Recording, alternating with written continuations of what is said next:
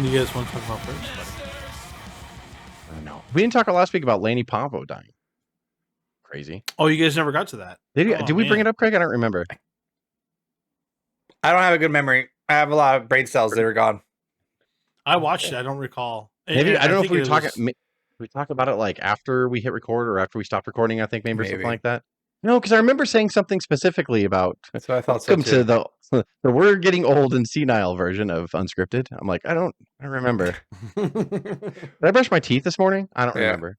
I don't remember doing. We used to do Lanny Poffo impressions all the time. I don't remember doing one last week, so maybe I don't know. I remember us talking about someone was only a certain age when they passed. But I think it was off camera because we were debating the age of Lanny Poffo, weren't we? Like, yeah. He wasn't. But like for those people who don't know, he was Macho Man's younger brother by 2 years.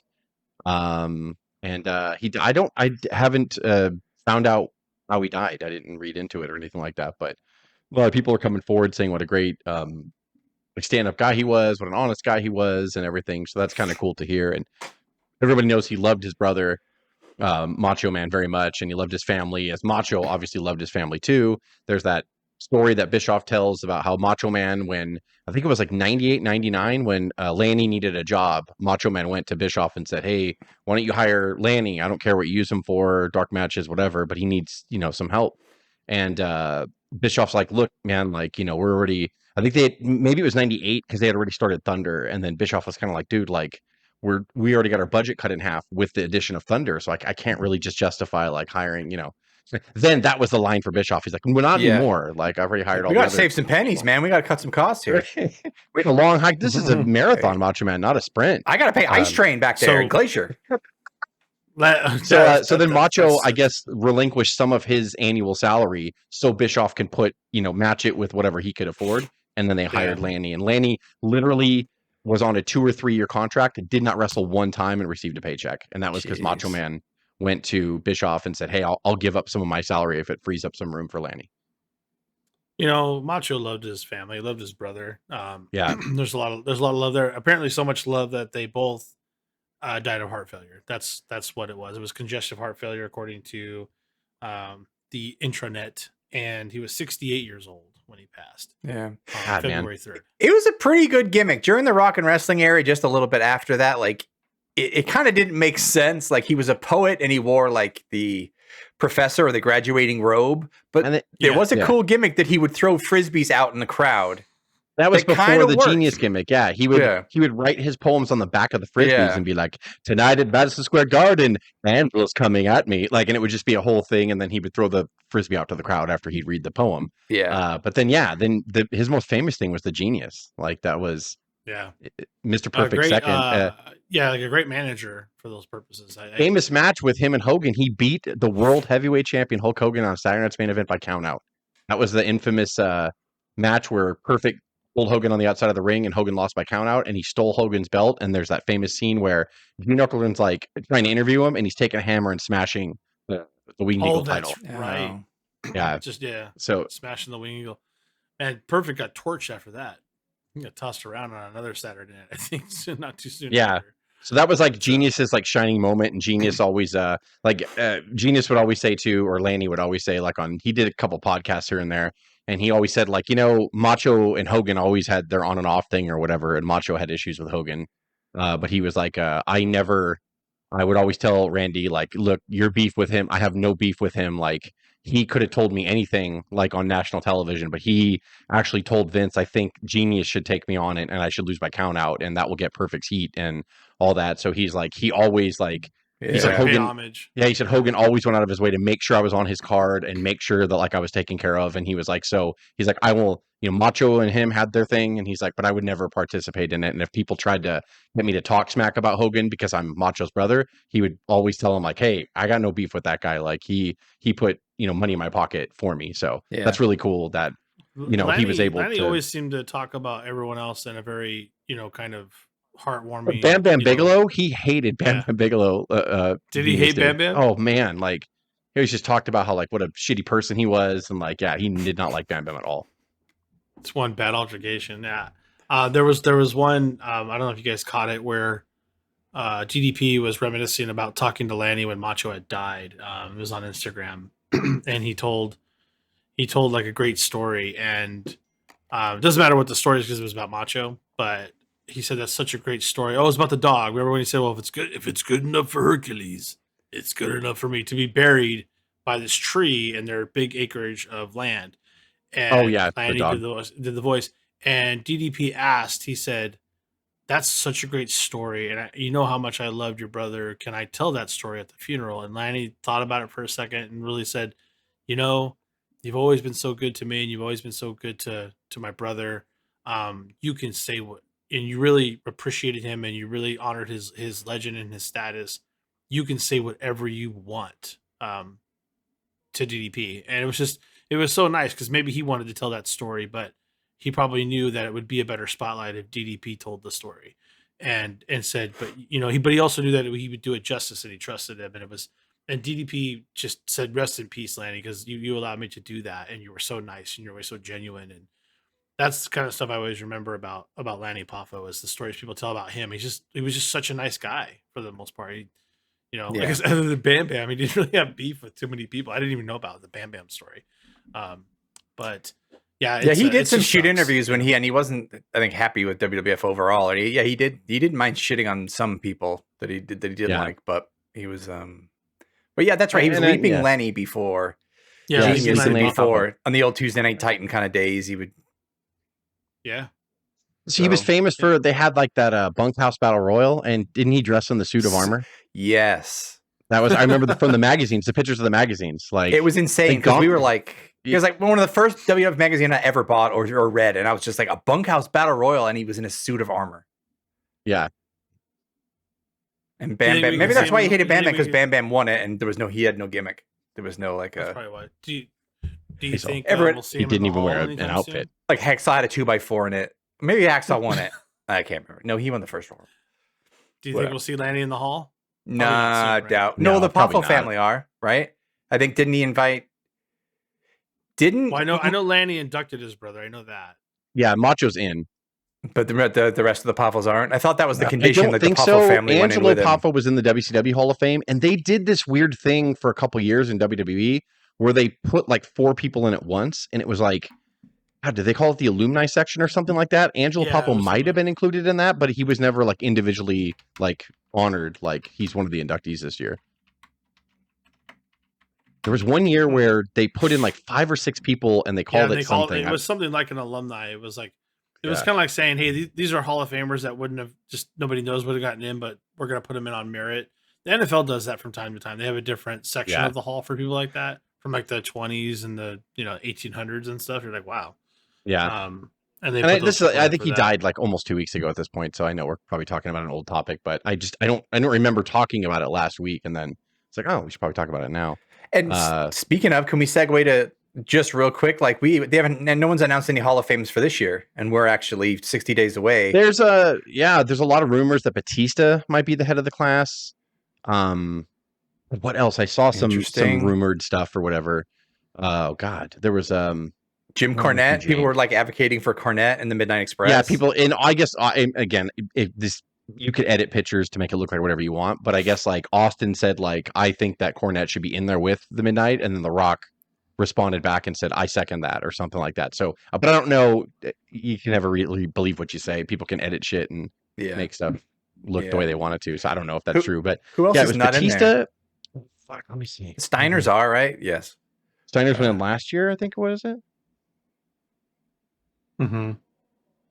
2023. Any LA or kind of relevant? Not really. I don't know. Yeah, there was somebody put out like a rumor or prediction thing or whatever. Okay, here it is. I haven't seen this one. So this one's floating around. I don't think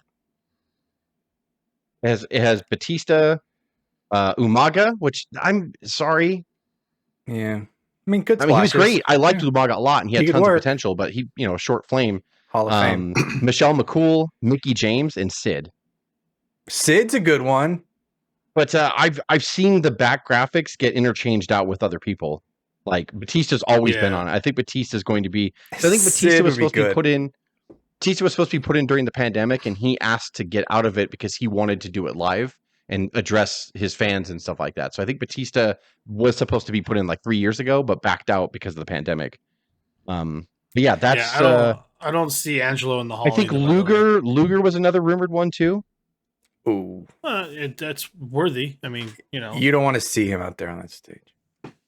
That's horrible. I'm so sorry, and I want to take that back immediately because it's about the. I'm so sorry. I know. It's about like it's about the cosmetic looks or whatever. But I think it's inspirational. I don't know. The same way you felt, Dave, about Booker T walking to the Rumble. That's Oh my god. Well, like I said, we'll quote it again. I was glad I saw it, but I never want to see it again. And we love Booker. We were talking about etched memories and things. It's not really an etched memory, but every time it happens, and I know Craig has talked about it.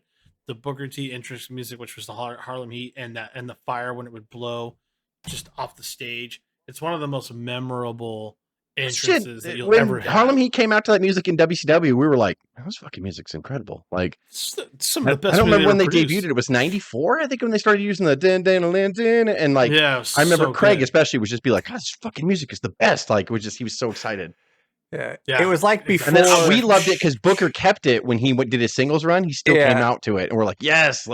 It was before streaming or anything like that, so we would play it on Real Player, and you would download it for free, and you'd never know if you'd get it, and it would take like an hour to download, and then your Real Player, we would play it. You never know what version. If it was going to be like somebody putting a recorder up to their speaker, you didn't know if it was going to be like stereo. But we play it all the time. You didn't know what kind of quality you were going to get. God, you guys are bringing back like the LimeWire and all that too. You guys are bringing back the memories. Yeah. We're old. I'm sorry. Luger would be fantastic. I thought Luger was in there, by the way, actually. So sorry. Sexy Lex. If he is, I don't recall. He's in as a horse. Yeah. I mean, I'm thinking Sid to me is long overdue. Yeah. Like really, like again, it's when you start talking about like titles and just one non-wrestling fan can bring you down to earth in a room going, all of them were just given to him. And it's like, oh fuck, shut up. But, I was a Lapsed fan during Batista, so I'm more I just remember Sid as a fan than Batista. I mean, Batista had a big part. Like, he was his turn against Triple H when he left the thumbs down thing, like in Evolution, was like, I remember that a lot. Like, that was a great bright spot in like 2005. And I remember his title run. I think it was just injury bitten. He was injured like twice within like a year or span or something. Yeah. And then they went with Cena. They just kept the ball on Cena, and that was it. Like, so Batista was like right on that cusp of Cena was 1A and Batista was 1B. Back, he got caught in the Daniel Bryan wave. That was brutal for him when he came back. Yeah, that was his return too. It was his fault for wearing stupid Jordans like as boots instead of wrestling boots. I blame Batista on that one. But Batista, that's totally cool. It's hard. I had to, it's a Hall of Fame for entertainment, and that's what it is, right? Like, people get mad when they don't have the same qualifications for the WWE Hall of Fame that they do NFL or baseball. I'm like, well, it's not a real sport, so they're not really doing these statistics. Yeah. They're given titles based on business and how much merchandise they can sell, and obviously they're going to be featured more if they move the needle. They all have their flaws. Just even the MLB people are really upset. Only one person got in the Hall this year. And they were seriously, that's such a joke, man. Just they're almost too serious in Major League Baseball. Like, come on, they're too serious, and the steroid era is a big stain. They won't admit anybody to that era at this point. Like Bond's is still not in, right? Like, Sosa's not Great. in. It's just ridiculous. You have a Karen always watching the list of asterisk. Like, and then it's always the Pete Rose. Like, get over yourself. For spite. Like, he gambled. Should be in the Hall of Fame. What are we doing here? Pete Rose should be in the Hall of fucking Fame. Yeah, it's so dumb. He's already in the WWE Hall of Fame. But he is, and that's what's wild about it. So WWE is more inclusive than any other Hall of Fame that you could think of, and people shit on that. It's like you can't. But I think, and we talked about it too. I was probably a fucking snobby wrestling fan in my 20s. Actually, I know I was. I thought I was right, and my favorites were just the only favorites you should like. Don't jump on the bandwagon. Let me critique myself without you admitting that I know you're right. And like, yeah. So when I read a lot of these comments, I go, God, man, I used to be like that. So it's hard to talk to a 20-year-old or even 30-year-old. Like when you see them go off on Twitter over them, I'm like, oh, you just don't know. Like you'll calm down when you get older and you just start appreciating it for what it is. But yeah, but that's part of the fun, I guess, about being young too, is we treated it like it was real. I'd get really mad at all of you when Hogan would lose. You all were at fault. And like I would get so pissed, and Joe spit on me one time. We remember how upset when Booker lost to Triple H. We were really and we were older. And we knew, we knew way more about the business at that point. Like we were older and stuff like that. But yeah, like I mean, that's fun, you know, when we take it serious like that. But what the hell was that? There's a lot of fans that just I don't know, man. Like if you step back and look at what it is, it's a movie. Or it's a weekly television show. That's legitimately what it is if you don't want to use the F word. And are you saying that people don't get mad when soap operas go a certain way? Like, how dare she cheat on Billy? Like they win Emmys and shit, right? Like, but so it's like to me, I'm like, why like let them go in the Hall of Fame? Like just because they weren't in the main event, like Coco Beware or Junkyard Dog, like they fucking deserve to be in the Hall of Fame for the time they put in, especially back in the territories and all that. Like there's a lot of work that all of them did in the territories that we will never remember because WWE just can't remind you all the time of all this stuff. Like territories have been dead forever. Like, so it sucks. Like if you weren't a fan, like within the 10-year span of the territories dying, you will never know them. Or even it's to some fans now in their 20s, it was always only WCW and WWF. And you'll never know that, like, you'll never know that true, kayfabe sense, the true heel work. Well, I take that back. Maybe we should segue a little bit. The only thing that's true heel, that's 24/7 heel right now, is someone by the name of MJF, and apparently, just this week he laid a promo on that was so thick and so believable that the cops were called dozens of times to the arena, like they thought somebody was in a real car accident off of his promo. Is that true that him and Liv were actually dating in high school? Was that like true, or was he embellishing? Did we figure that out? I have no idea. Yeah. Like he just said he got to a car accident with Liv Morgan in high school, and then the big switch at the end, he was doing like a big emotional thing about what a character and then the last thing was I switched places with her, so the cops knew that she was driving and I wasn't. Like that, there was like this completely heel turn. But I was like, all I could focus on was like, wait, Liv Morgan? He dated Liv Morgan? Like we knew the rest of the story was probably embellished. We're like, wait, you dated Liv Morgan? For crying out loud? What? So it's just interesting because I was telling Justin Craig earlier, like that promo was cutting on AEW. I was watching it, which was funny because for once I was watching it and Craig wasn't watching it live. It's usually always the other way around. And it was so good that my wife and my daughter were reading books, separate books, and they both looked up and said, "Who the heck is that guy?" I'm like, "That's the best heel in the world right there. That's MJF, kids." And then I told them also, like, I said, "You guys want to see our promo?" And I brought out the promo on YouTube where MJF won the title and he talked after, and he just grow the fuck up. I was like, oh, it's just it's a perfectly laid promo, and he's like, thank you, fuck you, bye, champ's fucking out, baby. And again, I'm not doing it justice. They watched that promo and my kid's like, can I watch it again? Like it was that, like he's that good. Like they want, like he is must see TV. He even plugged TBS right at the same time when he did it. By the way, I don't know if y'all caught that. Weeknights at 8. This is what's happening. Oh yeah, this is the best show around. I was like, he did everything perfect, and but he's also being at Hill 24/7. And we saw another short today where MJF was in an elevator trying to get in one. If you guys follow me in this fucking elevator, I swear to God. And then some of the people were like, oh, why does he treat his fans like that? I'm like, where have you been? Have you been under a rock? This is what it is. This is MJF 24/7. He does not turn it off. And that's the problem with today's wrestling fan is like it's amazing. When someone like MJF does something now, it's so polarizing because they all used to be like that when we started watching wrestling, like back in the late 80s. Like heels were still dicks. Like, it wasn't like it was just starting to change. Exactly. Like during the Attitude Era, that's when that famous story from Bubba Ray, where they signed the Dudley Boys and he sat down in front of Vince and JR. And JR was talking about, well, when you do your autograph signings, Bubba said, I'm sorry, we're heels. We don't sign autographs. And then it was either Jim Ross or Vince McMahon. Or no, McMahon looked at him and he said, when you cash my paychecks, he's like, you'll do whatever I ask you to do. And then like Vince slid the offer over to them of what they were going to pay him. And he said, Bubba looked at Devon. He's like, yes, sir, we will do whatever you want. We will sign autographs. He's like, I learned right then that like, oh, this is a different elevation, like a different form of entertainment. You have to be like that with ECW and AEW to a certain extent because, they're not as wide as WWE are, the reach. Yeah. So you have to have those little like almost regional flavor of MJF being like this heel outside the ring. Where when you get to WWF, Vince is like, you're an actor. Okay, stop. You're a fucking actor. And that totally and sounds like Bully Ray to like in the middle of negotiation with Vince, be like, "We're heels. We don't sign autographs." Like, well, and he thought that, I think what he was illustrating when he was saying that was like he did. It was a combination of like they had to hold their ground, because like it was still. Again, I'm gonna tell you something.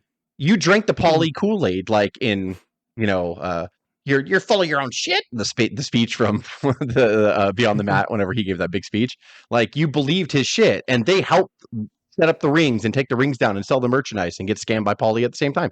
And so like they come from this land where it was like, we're passionate and we're fucking protective. And Vince is like, shut the fuck, you're a fucking actor. Shut up. Like, and then like, it's like, oh, here's, I'm going to make this money. Fuck. Like, okay, yeah, we'll sign whatever. Or like it's something, or JR said it too, but it was like, or maybe it was the merchandise check that they would make. I think it was the figure just on their merchandise that they would make. If like, cause he's like, we don't do dolls. We don't sign autographs. And Vince is like, you'll fucking do whatever I tell you. And he slid it over and he was like, oh my God. Like when he saw like the numbers they could make from the merchandise, and he's like, wow. So it's a different world. And to Dave's point that he made before we hit record, we need AEW right now because AEW is like that kind of that bloated independent. It's not even an independent, but I mean, like it's like a bloated independent where yes, it's on national television, but it has a smaller slice of the audience than WWE, obviously. But like it's different. Like MJF wouldn't be able to flourish like this on WWE television. You want to know why? They're just like Punk made that joke. You're Miz Light or whatever, which he's not. He's like a harder version of the Miz. The Miz is Miz Light because Miz is a WWE representative. Like he does everything by the book, appropriate language, the way he speaks, everything. Miz is awesome for what he does, but MJF is like this dirty version of Miz that's allowed to exist because AEW doesn't have the same restraints, and their TBS is a lot looser with them. They can cuss, they can say shit often if they want to. They can do a lot of things. So we need AEW for all its imperfections. We need it for these guys and girls to figure that out, and then the really good ones will get hired by WWE and clean it up and polish it up and still be just as effective, but learn how to do more acting and more big motions and movements, like the Bloodline storyline. Like it's all about a thing of growing. We need these territories, like, and it's funny to say territories, like we need them now more than ever. Like the NWAs, the Impacts, the everything. It's so important.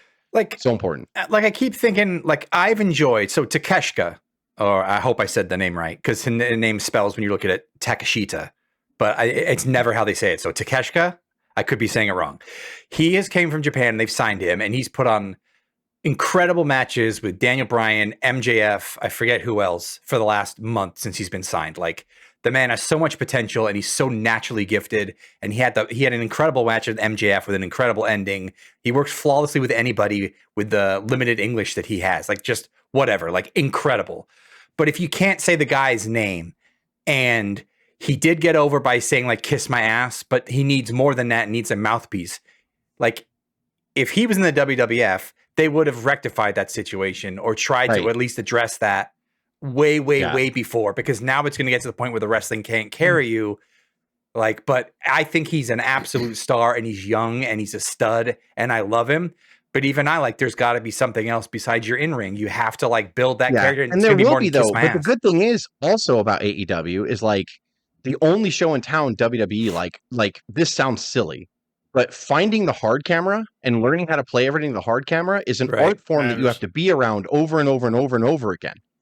We would always talk about how good The Rock is when he comes back. You can see it. I mean, he's had so much practice, not just his time in Hollywood. He's so good with the cameras in Hollywood because he fucking cut his teeth in WWE, and they always had to find the hard camera. You watch Hogan and Austin, they are flawless. They know exactly when they would put chin locks on, Hogan would adjust people to set them in the hard camera area. He knew it. Like, it was all, it's all automatic. You know, you get someone like that, Craig, they probably don't push that so hard in AEW. I don't see a lot of their backs in AEW. It seems like they try, but like you said, Craig, someone his contract will be up. Someone in NXT or WWE will see him and be like, dude, let's bring him. Like to get that kind of experience, even if it's not as strict as of a environment as WWE as far as television product, practices are concerned. The fact that there's a second promotion that you can have a hard cam on, like on a national cable channel, a live show, not a pre-taped Impact, not a pre-taped NWA Power or whatever. This is a fucking live show. It's important. And then, like you said, they'll get picked up. Like somebody will polish them up. Like, or the other way around, they'll come from WWE and come over to AEW with that knowledge already, and then start spreading it. That's why it's valuable to hire Paige. And when they had Steven Regal and they have Mark Henry and they have Big Show, because all these people behind the scenes are like, dude, fucking face the hard cam. What are you doing? Like, it just takes a while. This Did you see there was a clip on Twitter going around, I think this week, where like it's an old Attitude Era where Stone Cold's sitting on the turnbuckle, exhausted, and Dave Hebner's in a shot, and Dave Hebner goes, "Move out the fucking way." Like it directs it, and then Hebner like he takes a double take, goes, "Oh, sorry," and realizes he's in the hard camera and completely blocking Stone Cold on the turnbuckle. So Austin was resting on the turnbuckle. I remember that, and he just had the presence of mind to be like, "You're fucking blocking my shot of the camera." Like that's just fucking genius. He goes, these guys, I'm sorry. Like it scared him. He's like, "Oh shit." That's right. You're the one that got the fucking earpiece in, and I'm the one telling you to move. And we'd be remiss to say about Jerry Lawler and his stroke this week. God damn it! Thank you for bringing that up because I want to talk about that too. Yeah, he seems to be doing well though. Hope so. I think he has speech and memory issues, but that's going to be always the danger is when you have speech. But he was standing. He was able to move. All of the extremities seem to be in good hands, so he's hopefully on the mend. But yeah, I don't know. Yeah, JR reached out to him, said he talked to him. He was responsive. They talked a little bit and everything. So yeah, it was a stroke, right? Yeah. It's his second. Found passed out in his parking lot of his house. I don't know why they didn't say driveway. Why does a house have a parking lot in his driveway? He's the king. Yeah, that's right. His mansion, his castle. It's a fucking parking lot for no reason. Makes sense. Passed out by his moat. I'm sorry. It's like a toll on his drawbridge. Yeah, he'd fallen off his horse. I didn't even think about it. Like I was thinking, he's rich from wrestling. You guys are like, no, he's a fucking king, you idiot. It's a moat and stuff. I'm like, oh fuck, I gaslight it. Damn it. Well, I'm a little slow. I mean, his entire last 25 years has been talking. So I imagine that man with that gift, struggling to make words and speak. I hope he makes a quick and full recovery. And he's got, we're going to talk about an episode that we're going to do, about like memories that are burned in your head. He had a fucking heart attack on live television. Oh my God, that's right. He had a heart attack on Monday Night Raw. He should be dead already. So are you saying at this point he's had a heart attack and 2 strokes that we know? Yeah, fuck. Geez, and he's in his 70s, right? He's in his 70s, yeah. I didn't know about the heart attack. That's not in my memory at all. He was live on Raw. Like I'll never forget it. I was watching it, and I remember it was a tag match with CM Punk in some way, shape, or form, I think. Mm-hmm. And they were commentating, and I remember something happened. And I remember specifically Michael Cole muffled going, "Can someone help? Can someone help?" And this all happened live. Jeez. And he was snoring. And so that's when they came over and they got him out of there and Michael Cole finished calling it. But then when they came back from the commercial, they were like, Jerry Lawler, something happened. He had some kind of event here or whatever. And then they found out it was like a major heart attack that he had. He was calling a match. He just called a spot. And then Michael Cole looked over and his head was slumped down and he was snoring. And he's like, oh shit. Yeah. Like that's something. That's why those like defibrillators or whatever are like so important in the workplace. They can to have one of those. That's what saved his life, I think, is just having a crew right there. Yeah, they worked on him right there next to Michael Cole at the announce table. And then they got him out. Wild. Yeah. And this is live during Raw during a tag match. I'm pretty sure it was like Kane, and for some reason I remember Kane being there and CM Punk or something like that. Oof. Wow. It's got 9 lives. I hope he continues. I hope he's back soon. He keeps skinning the cat. He's in his 70s, right? And the thing is Jerry Lawler is a famous non-drinker. He's never drank a drop of alcohol in his life. I don't think he's ever smoked. Didn't do steroids or anything like that. Like, nope. I'm just kidding. It's great. He drinks his body. That was terrible. He didn't need to. Like he was just like he just pulled down his arm and then had pull down your strap and fucking put your hand up like this, and the Memphis crowd's all just fucking lose their shit. And he punches Jimmy Hart, and the fucking place goes crazy. They just went banana. It just matter who they put. Like he was incredible. 73 years old, dude. He looks damn good. They often say it like old timers like Jim Ross and stuff. They're like, dude, if everyone just knows Jerry Lawler as JR and Jerry Lawler, the commentating duo from Raw for all those years or whatever. Yeah. But like, man, like to see him in Memphis or whatever, he wasn't a great athlete. And he said it himself. I was never a good athlete. He's like, I just fucking, it's like they loved me. And it was just like, he just knew. And he was such a fucking fun heel. Like he was like an active wrestling Bobby Heenan. Like after when he went to WWE in 93, I was so happy. So I'd always read about him in magazines. And then he was on right before Primetime Wrestling converted to Raw. They had a big table And like it was like Hillbilly Jim, Mr. Perfect, Vince McMahon, and they would always have a couple guests on. And Jerry Lawler was like a regular for like the last month that they were there. And he was fucking hilarious. And him and Bobby would crack me up because Bobby would be like, "That's a good one, King," like from across the table. He's like, it's like that. He's like, "Would you stop, both of you?" Yeah. Like, so like it was great, like just having their interaction there. And then him and oh, sorry, go ahead. Him and what? Yeah, he and McMahon on Superstars of Wrestling. That's where he started commentating before Raw even was a thing. Yeah. And then I don't remember when he joined Raw. I can't remember because they didn't have Lawler at the beginning, I don't think. It was like Vince McMahon, right Jim, or it was Macho Man, Jim Barnett, the comedian, and Vince were the three commentators. And then they kicked the comedian out. Heenan joined. And then Heenan, when he left for WCW, he was out. And I think Lawler came sometime after that. I can't remember when Jerry joined. It's Rob Barnett. You talk about the Rob Barnett. You talk about the rumor, not the rumor stuff, the heel work that Lawler did. The Andy Kaufman stuff doesn't get enough play. Yeah, those guys were in on it. That's like amazing. That whole piece of business was fucking fantastic. That was just great. When he slapped Andy Kaufman after giving him like 4 pile drivers in Memphis, and then he slapped the crap out of him on the David Letterman show. Everybody thought it was real because they thought Andy Kaufman was goading a professional wrestler about how it's fake. And he's like, "I want you to hit me as hard as you can." And Jerry's like, "Come on, man, like, come on!" And he slapped the crap out of him, like pretty much knocked him out of the chair. And he did knock him out of the chair. And then Kaufman came back on and was just throwing the F word on television. He's like, "I'm gonna fucking sue you. I'm gonna sue you." Yeah, it was the national zeitgeist. It was wrestling had come absolutely full mainstream because of that moment, which is awesome. Yeah, totally worked. And it was a territory. Like it was a Memphis promotion. It was Memphis wrestling. It was Jarrett. I think it was Jerry Jarrett. Yeah. And by the way, sorry, Dave, continue. No, you're good. No, I was just gonna say because of that, I think that's why Jerry Lawler is so well renowned, is because he allowed someone like that in the circle of the business, and it's kind of a risk, but pretty smart. Good point. Sorry, go ahead. What were we gonna say? I was just saying this. I don't know what's in Memphis water, but like if you think about the guys who don't age, I know he's had a bit of work, but Lawler and Jimmy Hart are guys that you can look at now. I think Jimmy Hart might be late 70s, who knows? But he always looks kind of youthful. He's 110. Well, yeah, and then Lawler looks like come on, baby, spotless too. I was like, what are they doing in Memphis? Or maybe they just have always a shilling Jimmy Hart, just always like, go to Jimmy Hart's Crab Shack down the floor. Like he's fucking so funny. Jimmy Hart's great. Have you seen? He really is great. Quick sidebar: have you seen that? Because you said Jimmy Hart and shilling. There's a clip of Hogan pulling up to next to one with like a truck that says like kayfabe painting. He's like, "Hey brother, Ixnay kayfabe or like whatever." Like smoking to him in kayfabe, and he's like, "What?" He's like, "I saw kayfabe on the back of your van, man." He's like, "Yeah, man." And then he's talking about, well, Hogan's Monday nights. Do we karaoke now on Mondays? You should come down, Nick DJs. And this was like Hogan's Twitter thing. And it was like a minute long, just sitting next to this car. And he was just like, when I realized just like it was really cool, like he just pulled up and I was like, oh, he's doing a promo for karaoke night at his sports bar. And I was like, damn, got me again, Hogan. You got me again. That's why he and Hogan like were like two peas in a pod, man. Yeah. Jimmy would carry his bags and shit, but Jimmy was always like shilling for him, like, oh, you should sell yourself. He was a fantastic handler. When I got his autograph at a TV convention back in the day, it was Jimmy that was like right next to him and not just like handling his phone, and Nick called and blah blah blah. Like he was his guy.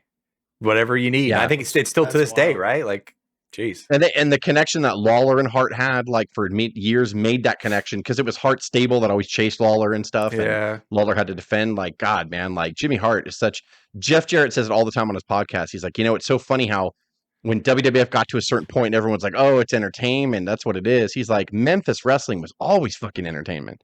Memphis wrestling, because Conrad's like, take it from someone who grew up in the South. Memphis wrestling would just throw so much shit at the wall, and everyone loved it, and it was just ridiculous. The match stipulations were stupid, like, but it didn't matter. Like they would do a serious angle where I think was it Jerry Lawler got hit in the parking lot. Someone ran him over with a car. It was an angle. Yeah, and I don't know if was it hot stuff Eddie Gilbert that did it. Yes, I don't know. I have like some weird thing of hot stuff. I remember reading in the magazine it was Gil. Yeah, because Gilbert wasn't wearing a shirt. With jeans. He tried to run Lawler over, or Lawler tried to run him. I don't remember, but it was like something like that. And I'm like, Jesus Christ! And Jeff Jarrett's like, we've always been sports entertainment, baby. Like it's always been that way. Yeah, he's right. He's totally right. That's such a great point. So Lawler comes from there. He meshes perfectly with WWF, and like we didn't even notice the transition. The first time I ever saw Lawler on WWF television, it was like he had been there for 20 years, already. I'm like, was that immediately the Bret Hart angle? That was Lawler's first kind of. Or was it television? Yeah, he debuted debuted. Yeah, he debuted a little bit on Superstars of Wrestling, but yeah, Bret Hart in the summer of '93 when he attacked him at the end of the King of the Ring. Oh, a great fucking angle, by the way, too. Like, it was a great way to introduce. And then from the second that happened, like, he was just the biggest piece of shit heel like ever. Jerry Lawler was like, he's so fucking good. Like, he's amazing. Good at it, man.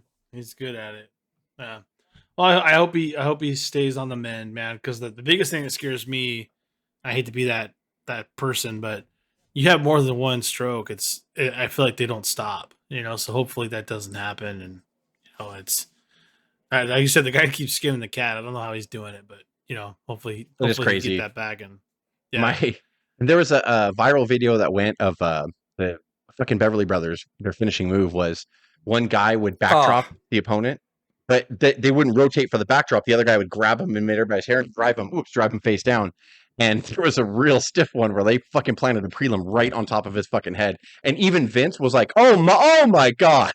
And then it was quiet for 1,000, 2 1,000, and all you hear is Jerry Lawler go, I like it. He said, I like it. You what? And he goes, I like it. Like that. It was so fucking great. Like, and it was the harshest moment where even Vince was like, what the fuck are we doing here? Like, just they planted that poor prelim on his goddamn head. And then it was quiet. And I just hear, I like it. Like, so fucking genius. And then Vince is like, you what? He goes, you like it? You Vince was all appalled. You what? And the Vince boy, you what? Yeah, he's like, you what? Yeah, he's like, I like it. That. God, he killed half of that montage is like not caring about the opponent, like driving neck first. Half of those montages. That fucking finisher was Beverly Brothers. That was brutal.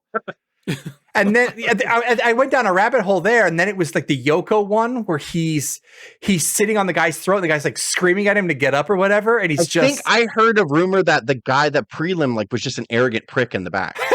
And so Yoko's like, I'm going to sit on you for real. And so he did the bonsai drop and kicked his fucking legs out. And fuck, this poor guy. Like, I hate to be that so but Yoko did that with the prelims. You know that, right? Like, you saw in all the highlights when Yoko hit a prelim, the legs always slipped out. But if it was but there's nice and easy. There is one that's like he doesn't stop his feet at all. There was another one he's on his trachea with his 450 pounds. He beat 2 prelims in a handicap match, and he stacked them on top of each other and did it, and he fucking kicked his legs out. Jesus Christ. Like, God, they both had to have farted. Like, there's no way like they held it in. How many people farted after the Yoko? Dude, there's no way. Like, you can't. Yeah. Can all your air not get pushed out of your body? Even when he lands on his knees and braces, that's still a big fucking man, like landing on your chest. How do you control it at 450 pounds? How? I like it. I think I've said this on podcasts before. I would do the line and I'd be like, I'm getting $100 tonight. Who am I up? Yoko? Yeah, you keep your $100. I'll see you next week. I'd be gone. There's no way. I wouldn't let that dude sit on me. I'm Sandy Beach. I don't let anyone mess with me. I'm wrestling tonight, Vader. What I got tonight? Yoko, you better let me get my shit in. All right, guy. Do you speak English, Yoko? All right, see you out there. Fucking see out there on your neck. Now he's in a get off, get him. I remember. And Yoko had this much urgency, 0, like to get up. Like the referee was just like, you might want to get up, and he's like, I don't hear what you're saying right now. Like, I can't even hear you. Like, and he's sitting on the guy. You see the guy going, get him off. And Yoko's like, I'm in the hard camera right now. Can I mug for the camera, please? Like, it was beautiful. Just good stuff. I remember when I fought Yoko, really it was a classic confrontation. He's typing it out. I may have said some things in the back. You want to talk to me about my wrestling career? I apologize, and he spoke perfect English. My apologies. All right, well, we should just end it here, I guess. Yeah. It's been unscripted, huh?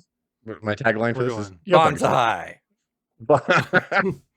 All right, and stop your pants.